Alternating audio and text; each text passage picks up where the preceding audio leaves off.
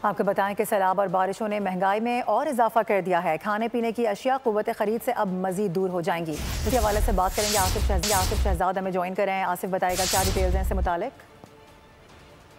जी बिल्कुल, मुल्क के दीगर पेशावर में भी महंगाई की लहर बरकरार है।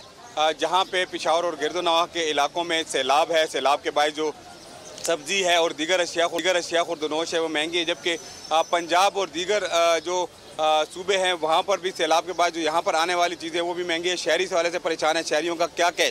तो जो कुदरत की तरफ से वो तो सैलाबों की वजह से है, कुछ तरसील में कमी आई है तो उस वजह से मंडियों में आना मुश्किल हो गया है, और कुछ सैलाबों की वजह से फसलें तबाह हुई है तो उस वजह से महंगाई में इजाफा हुआ है।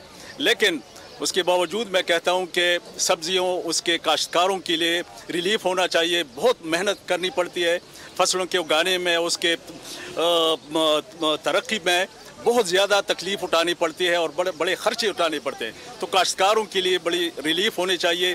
दूसरी बात यह है कि महंगाई कुछ तो मसनूई है, जैसे कि आटा हमारे मार्केट में 1400 से 2500 तक पहुंच गया है, तो ये पंजाब की तरफ से जो हमें तरसील मना किया गया है ये बड़ी ज्यादती है।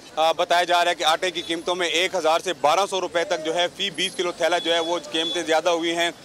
जबकि टमाटर की कीमतें देखें, टमाटर की कीमतें जो कि 40 से 50 रुपए किलो मिले थे अभी 160 से 180 रुपए किलो मिल रहे हैं। इस तरह दीगर जो शेख उनकी कीमतों में भी मुसलसल इजाफा हो रहा है, तो शहरी इस हवाले से परेशान है। उनका कहना है कि